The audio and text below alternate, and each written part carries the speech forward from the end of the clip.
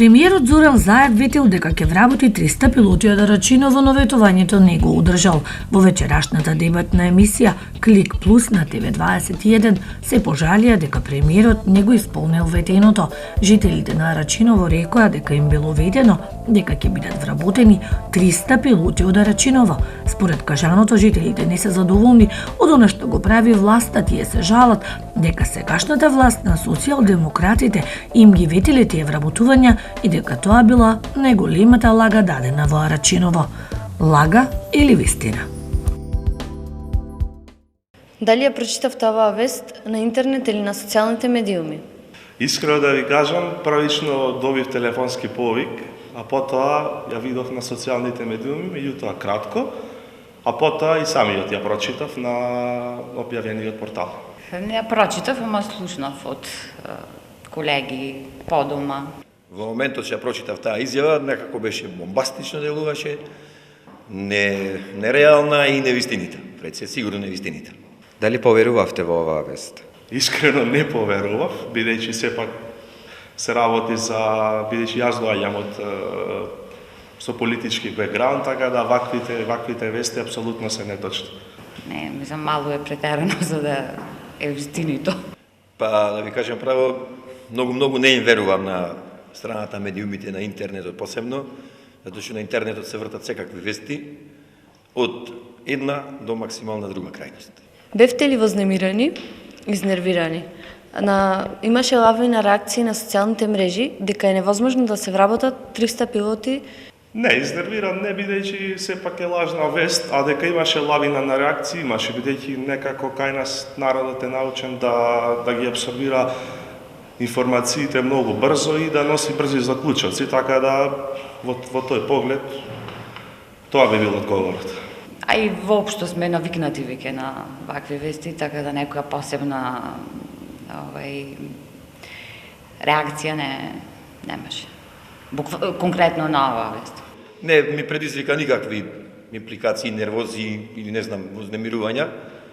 Вообичаени, значи информации се на некои си, повторно ќе кажам, политички структури, што и самите не се свесни дека тоа што го пласират дека е од старт нереално. Секој обичен граѓанин кој малку резонира би го сватил тоа дека не е невистина. Што предизвикува оваа вест кај вас како граѓанин? Па, искрено можам да кажам дека предизвикува онака жалење, бидејќи многу лошо се информира населението во врска со настани, со секојдневни на политички настани кои се случуваат во нашата држава и сепак треба да се поведе сериозна грижа при објавување на ваквите вести. Искрено, кај мене предизвика никаква реакција, бидејќи веќе сум отрпнат на такви изјави, лиферовање од кујните на некои структури политички во државата, за ситни политички поени, пласираат секакви дезинформации и невистини. Дали ја коментиравте оваа вест со вашите пријатели? Додека беше свежо објавена вест, значи беше тема неколку дена, апсолутно ја коментиравме. Голем дел од пријателите, особено оние кои што се од другата страна на политичката опција, се обидувавме да ги разубедиме, меѓутоа знаете како во политиката опозицијата која ќе зацрта една цел не се откажува и така да тежок беше патот, меѓутоа мислам дека сепак успеавме да ги разубедиме. Па така и дознав за веста уствари преку коментари од други, од колеги. Не чувствував потреба прво да ја коментирам, но доколку бев засегнат во некои си конотации на муавети, искрено не реагирав воопшто, како што кажав и претходно, значи оние кои се на страната на власта или ја се трудеа да кажат дека е невистина, додека оние од опозицијата упорно ја пласираа дури и по неколку пати, ќе повторам, да стават некои си ситни политички поенчиња или можеби очекувајќи дека ќе добијат некаков глас плюс.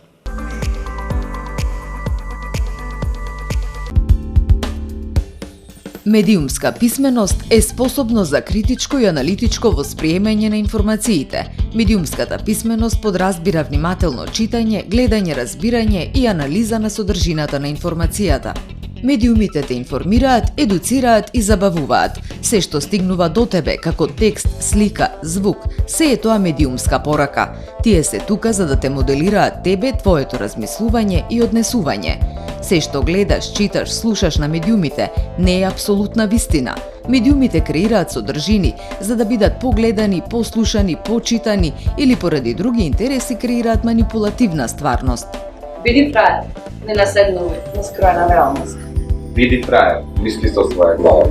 Секогаш прочитај повеќе, побарај повеќе информации, информирај се од повеќе извори, провери дали веста содржи став и изјава од сите инволвирани страни, провери ги фактите. Дали гледате или читате вести? Најчесто ги користам агрегатите на вести, значи преку интернет. Имам навика со првото утринско кафе да ги разгледувам сите објавени вести од Македонија и светот. Претежно интернетот не ги дава сите информации и вести. Меѓутоа од медиуми ги преферирам повеќе странските медиуми. Бидејќи она што е мој интерес не е поврзано со дневната политика толку многу. Во последните 2 години не гледам воопшто вести. Се информирам исклучиво преку социјалните мрежи, следејќи интернет, Twitter, Facebook, Instagram и слични работи. И сепак и сите тие информации кои се пласираат на тие социјални мрежи ги земам со резерва. Дури по неколку пати се преиспитувам сами од себе си колку тоа може да биде вистина или не вистина. Што најмногу ве интересира? Политика, економија, мода, култура, спорт. Во која има најмногу лажни вести? Најмногу од она, според моје искуство, најмногу има во политика и во спорт. Најмногу лажни вести. Па во зависност од моментот или од потребата или во моменталниот интерес, секоја област наоѓаат место и заземат некој интерес. Меѓутоа нешто посебно дека конкретно се фокусирам на политика или на економија или не знам, не. Значи од све по нешто. Најмногу лажни вести има во економските вести, политичките секако. Лагите се пласираат до максимуми и минимуми, до со екстреми, така да веќе не знае човек на која страна да се насочи и како да помисли што е вистина, што е лаг. На кои медиуми најмногу верувате и зошто? Верувам на медиуми кои што, особено на портали кои што ги имаат објавено својот импресум, односно наведени се новинарите кои што се уредници, кој е уредник, кој е член на редакцијата, така да верувам на проверени медиуми. Па и немам некоја селекција, едноставно одбирам да верувам или да не верувам во веста, дека некој медиум посебно пласира лажни или објективни вести, немам така. Моментално не верувам многу во медиумите, би сакал барем 50% од пласираните вести на медиумите да бидат барем 50% вистина, што секоја чест на изузетци можеби, но гледајќи ја економската состојба во државата и можноста на тие медиуми финансиски, да речем, очекувајќи некои финансиски добивки, се склони да или феруваат такви невистини лаги за некои одредени суми. Има ли објективни медиуми кои денес достоинствено се извршуваат својата работа? Да, има, за жал се многу малку и се надевам дека ваквите типови на проекти ќе ја поткренат медиумската писменост и дека ваквиот број со тек на време ќе стане многу поголем. Па кога би постоел некој идеален свет, каде што би постоела прво и основно новинарска етика, например, и кодекс, каде што би постоела законска регулатива и најверојатно би имало и такви некои медиуми, ама мислам дека реалноста е малку поинаква. Па не би можел да кажам колку има 100% вистините и реални медиуми, но некои се трудат да бидат барем категорични, одсечни и реални во некои. Дали ги проверувате информациите или ги земате здраво за готово? Апсолутно согласно мојата позиција во општината, морам задолжително да ги проверувам, иако и приватно ги проверувам голем дел од информациите. Па зависно за каква информација станува збор. Јас пошто сум наставник, ние во наставата користиме доста информации, што ги последно време ги добиваме најчесто од интернетот и тука веќе мора да се провери информација од повеќе извори, макар што гледаме да е претежно од официјални сајтови на официјални институции. А овие приватни вести што ги или информации што ги добивам, чисто само одбирам дали ќе ги земам за релевантни или не, и за веродостојни или лажирани. Ниједна информација не сум ја зел здраво за готово, дали се работела информација да биде од наша страна, да речеме, ја што сум представник на власта, нити од другата страна. Секоја информација проследувам по неколку пати, пречитувам, преистувам, се информирам дополнително кругот на доверливи личности и така сумирам некое свое мислење. И до сега, искрено да кажам, малку испадни пофалење, дека 90% од информациите кои ги сублимирам сами од себе си со помош на останатите со кои контактирам, ми се вистините. Ретко кога сум се дрзнал да примам невистина, да биде примена кај мене како вистина. Ви се случило ли да поверувате, исподелете или искоментирате некоја лажна вест на Facebook или Instagram, мислејќи дека е вистинита? До пред неколку години да, додека немаше земено голем замав, меѓутоа во овој период многу ретко исподелувам вести, освен некои се поврзани со општина Деврца. Не, такво, не. Не. Па не се сеќавам, може би да се е случило нешто да сум споделил, не се сеќавам, а сигурно не било некое нешто бомбастично така. Сте биле ли доведени во заблуда? Многу пати, многу пати. Мислам дека не сум до сега бил доведен во заблуда. Сте се почувствували ли излажани, изманипулирани, вознемирени и дали може да ни кажете која е таа лажна вест што ве вознемирила? Да, мора искрено да признам, да, често пати, особено во политичка конотација, често пати сум се случува да бидам изнервиран, доведен во заблуда, да реагирам бурно. Сепак, човечката страна мора да преовладува. Таа лажна вест, значи, се однесува за градоначалникот Ногачевски, кога беше објавено дека го претепал фудбалскиот судија, што беше апсолутна лага. Па ние како возрастни луѓе и можеме сами да си доловиме и да одредиме дали веста е лажна или не знам, чисто пласирана лажно со некоја цел. Меѓутоа овдека проблемот е повеќе, мислам, за јас како родител и како наставник зборувам. Значи сега овдека мало е позагрижувачко младите како ќе ги прифатат овие вести, а за нас возрастните и не е толку. Што мислите? Кој најчесто ги пласира лажните вести и зошто?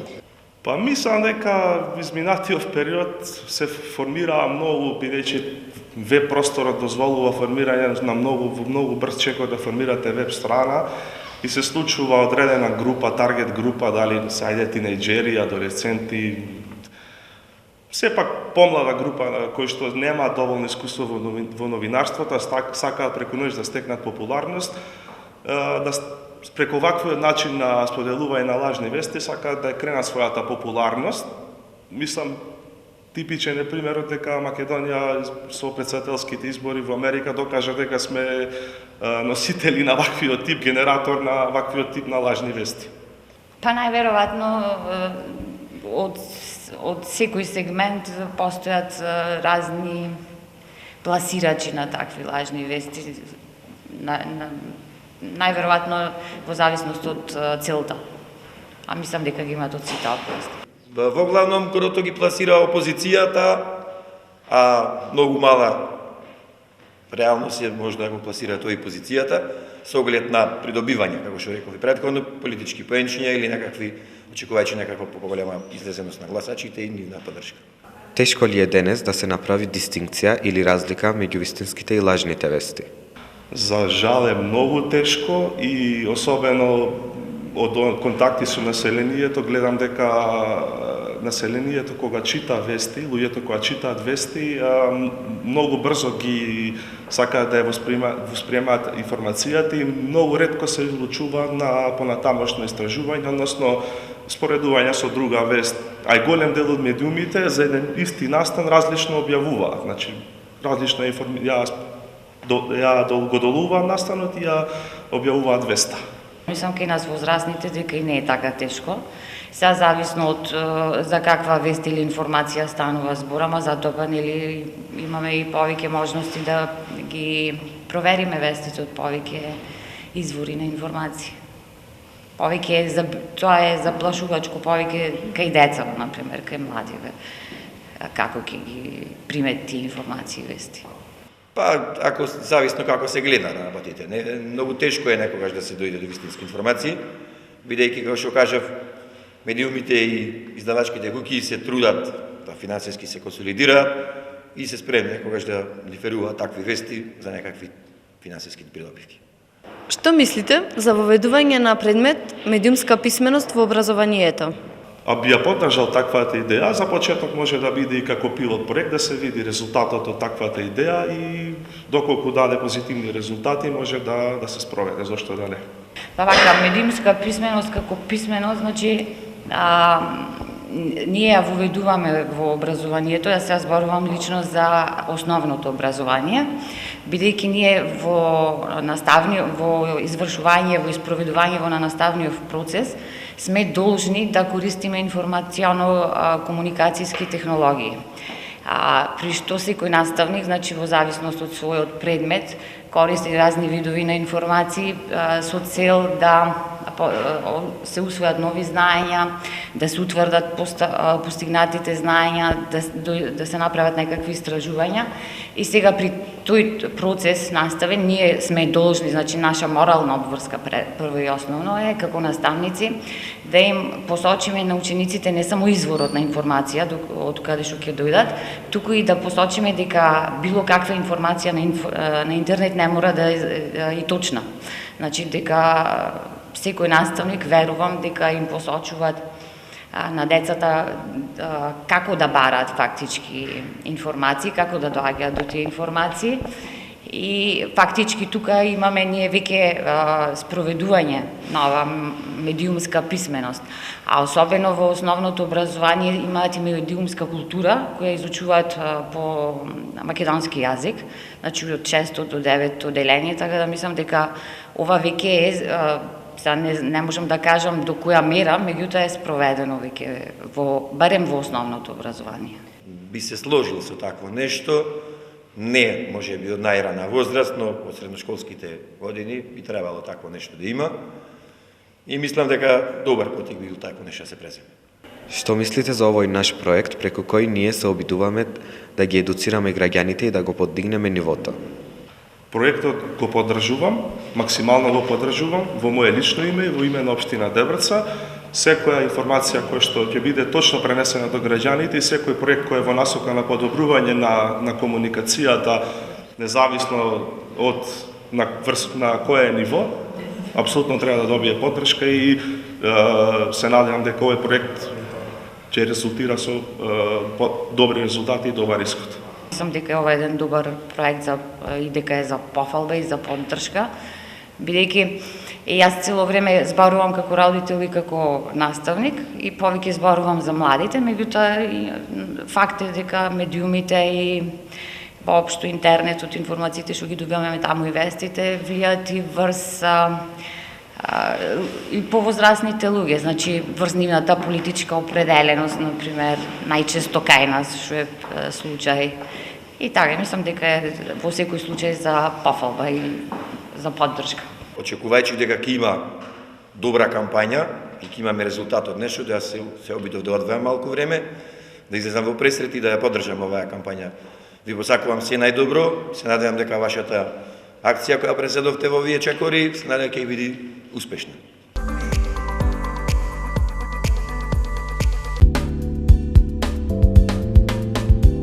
Говор на омраза ги подразбира сите форми на изразување што шират, поттикнуваат, промовираат или оправдуваат омраза, дискриминација или насилство, заснована на нетолеранција против кое било лице или група. Говор на омраза е кривично дело. Слободата на јавно изразување на мислата е загарантирана со устав, но не е апсолутно право и не треба да се злоупотреби за загрозување на животите или достоинството на луѓето. Веста, која изобилува со епитети и емоции, често има за цел да предизвика силна реакција кај тебе, да те потпали, да создаде чувство на гнев или страв. Биди фраер, не шири и не подлегнувај на говор на омраза. Мисли со ладна глава.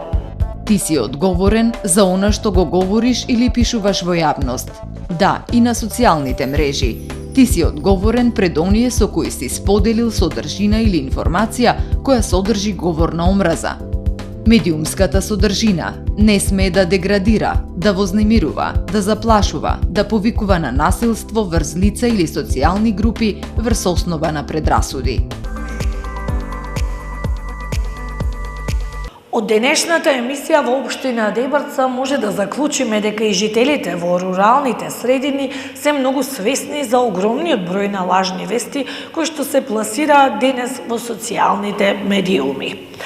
Важно е да се каже дека минатата година само до Советот на етика пристигнале 90% од преставките кои што ги испратиле граѓаните се однесуваат на нарушување на членот број 1 од Кодексот на новинари, а тоа се ширење на лажни вести, неточни вести, полувистини и непотврдени информации. Целата одговорност ја имаат новинарите и медиумите, но и политичарите кои што ја подгреваат оваа атмосфера.